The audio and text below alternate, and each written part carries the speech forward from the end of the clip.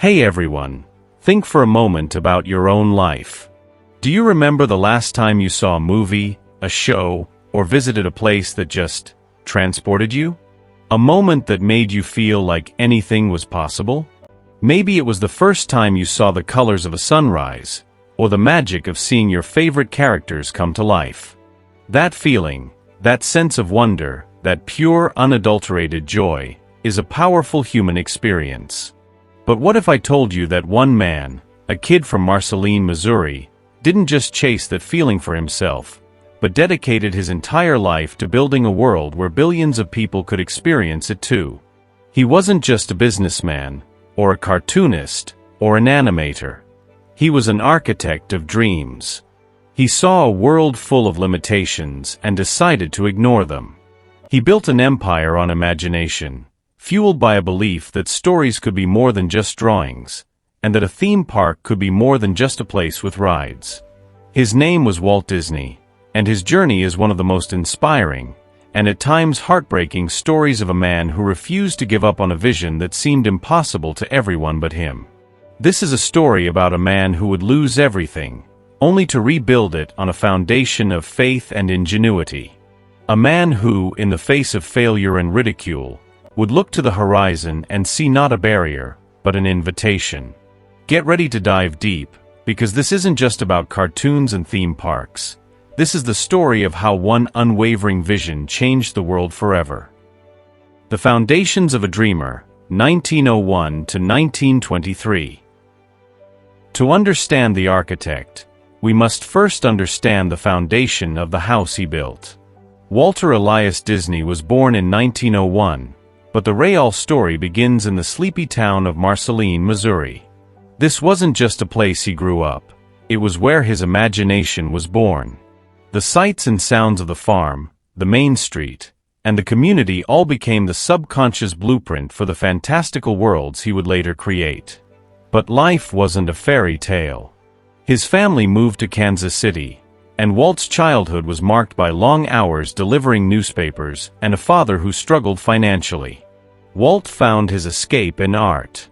He would sketch on any piece of paper he could find, honing his craft while his peers were playing games.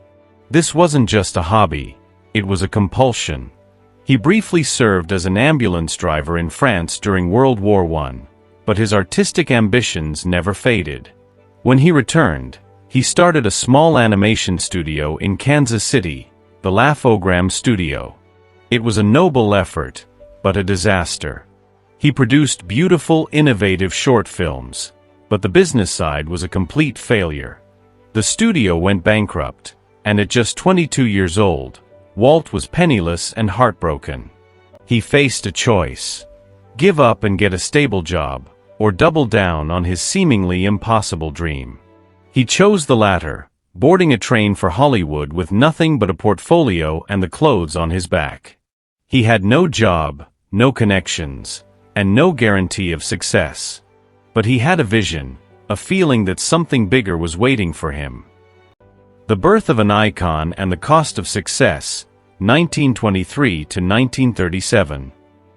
Hollywood wasn't waiting with open arms. Walt's initial attempts to get into live-action filmmaking failed. It was his brother Roy, who saw the potential in his animation and helped secure a distribution deal. Together, they founded the Disney Brothers Studio. Walt's first real hit came in the form of a character named Oswald the Lucky Rabbit. Oswald was a sensation, and Disney was finally finding his footing. But success came with a bitter lesson. When Walt went to New York to renegotiate his contract, he was met with a devastating betrayal. His distributor, unbeknownst to him, had secretly hired away most of Walt's animators and had seized the rights to Oswald. Walt was left with nothing. Again. He was on the train ride back to California, defeated and crushed. But this time, something different happened. Instead of letting despair consume him, he decided to create something new, something that no one could ever take from him. In a flash of inspiration, he sketched a character on a notepad. A cheerful, round-eared mouse. He would call him Mortimer, but his wife Lillian suggested a better name, Mickey Mouse. This small sketch was the beginning of an empire. With the invention of synchronized sound, Walt took a massive risk. He put everything he had into a short film called Steamboat Willie. The premiere was a triumph, and Mickey Mouse became a global phenomenon. Disney was back, stronger than ever. But this was just the beginning of Walt's ambition. He didn't just want to make animated shorts, he wanted to make a feature-length animated film. A full-length animated movie. A folly, as his industry peers called it. They said it was impossible, that no one would sit through 90 minutes of cartoons. They nicknamed the project Disney's Folly. The Impossible Dream, 1937 to 1941. Walt poured every resource, every penny, and every ounce of creative energy into Snow White and the Seven Dwarfs. The budget ballooned to an astronomical amount, and he had to mortgage his own house to secure a loan to finish it. He was a man possessed, pushing his animators to new heights of artistry and innovation. He demanded a level of realism and emotion that had never been seen before in animation. He developed the revolutionary multiplane camera to create a sense of depth. The premiere night was fraught with tension. The critics were ready to pounce, convinced the film would fail spectacularly. The audience, however, was captivated. They laughed, they cried, and they gave the film a standing ovation. Snow White was not a folly, it was a masterpiece. It became the highest-grossing film of its time and earned Walt an honorary Academy Award. With the success of Snow White, Disney entered a golden age, producing classic after classic, Pinocchio, Fantasia, and Bambi. The studio was a creative powerhouse, but the cost of that success was immense. The pressure, the long hours, and the constant striving for perfection created a tense environment. Just as the studio was at its peak, the dark clouds of World War II began to gather. A World at War and the Dawn of Television, 1941 to 1954. The war brought the Golden Age to a screeching halt. The studio pivoted to producing propaganda and training films for the government. The creative spirit was strained, and internal tensions boiled over into a painful animator's strike in 1941. This period was a dark one for Walt, deeply affecting him and his relationship with his artists. The financial pressure was immense. The studio was on the brink of collapse, and for the first time, Walt was forced to consider a different path. He looked to the new medium of television, a medium that many in Hollywood dismissed. He embraced it, launching shows like the Disneyland Anthology series and the Mickey Mouse Club. This was a stroke of genius, not just for the revenue it generated, but because it served as a marketing tool for his ultimate, most audacious dream yet. During this time, while the studio was busy with television and a string of less successful animated features, Walt was quietly drawing on the side. But he wasn't sketching characters or stories. He was sketching blueprints. He was imagining a place. A place where children and adults could have fun together. A place where the magic of his films could come to life. He called it Disneyland. The Kingdom of Imagination, 1955 to 1966. This was the biggest gamble of his life. Everyone told him it was insane. A Mickey Mouse park, as they called it. Banks refused to finance it. He sold his personal assets, used his TV show as a fundraising tool, and even took out a personal loan. He was told it would be a flea-infested carnival. But Walt didn't see a carnival. He saw a pristine, clean, and magical kingdom. He meticulously planned every detail, from the width of Main Street to the costumes of the cast members. He invented the concept of Imagineering, blending imagination with engineering to create immersive, fantastical worlds. The opening day, July 17, 1955, was a disaster. The heat was unbearable, the asphalt was soft, and there were massive technical failures.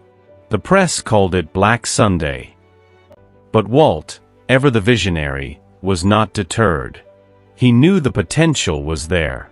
He worked tirelessly to fix the problems, and within a few weeks, the crowd started pouring in. Disneyland was a phenomenal success. He didn't just build an amusement park, he built a living, breathing story. He pioneered the use of audio animatronics for rides like Pirates of the Caribbean and the Enchanted Tiki Room. He created a place where the worlds he had created in 2 dimensions now existed in 3. He was no longer just a filmmaker, he was a creator of worlds. He had taken the feeling of wonder he found as a child in Marceline and built a place where millions could experience it every single day. But even with this monumental success, Walt's vision was still expanding. He began quietly acquiring land in Florida for his most ambitious project yet, Project Florida. A massive, interconnected city of the future, centered around a new, even bigger theme park. He would call it Walt Disney World. By the mid-1960s, Walt was at the pinnacle of his career. Disneyland was a triumph, and the studio was thriving. But his health was failing. He was diagnosed with lung cancer, and his time was running out. He spent his final months obsessively planning Project Florida, a vision so grand that no one could fully grasp it. He wanted to build an experimental prototype community of tomorrow, or EPCOT, a living city that would constantly evolve with technology and innovation. In his final public appearance, he stood in front of a model of his Florida project, his voice full of passion and hope. He spoke of a future where technology and humanity could live in harmony. It was the ultimate payoff to all the foreshadowing of his life. He wasn't just building things for today, he was building for a future he wouldn't live to see. On December 15, 1966, Walt Disney passed away. The world lost a visionary, and the company was left with a void that seemed impossible to fill. The future of Project Florida was uncertain. But Walt had a final quiet message for his team. He told them to build it as he would have wanted, and that his vision was still alive in their hearts. And they did. The Walt Disney World Resort opened in 1971. EPCOT was built, though not as the living city he envisioned, but as a celebratory theme park dedicated to future innovations. His company, under the guidance of those he trained, went on to acquire other creative powerhouses, from Pixar to Marvel to Lucasfilm. The mouse he sketched on a train ride is now a symbol recognized around the world. So, why does this story matter? Because every time you see fireworks over a castle, every time you hear a classic Disney song, or every time you feel that tingle of excitement waiting for a ride to begin, you are experiencing the final act of his dream. You are living in a world that he willed into existence. He showed us that a cartoon mouse could be a global icon. He proved that an animated film could be a work of art. And he taught us that a theme park could be more than just a place. It could be a kingdom of imagination. Walt Disney's vision wasn't just about entertainment. It was about creating a sense of possibility. It was about believing in the power of a single, unwavering dream. His story isn't just a history of a company, but a roadmap for anyone who has ever dared to build a world of their own. So the next time you feel a bit of that Disney magic, remember the dreamer who created it all. A man who started with nothing, faced betrayal and failure, and yet still managed to become the architect of dreams for millions. His legacy is not just a company, it's a feeling that with enough belief, anything is possible. And that, my friends, is the most powerful magic of all.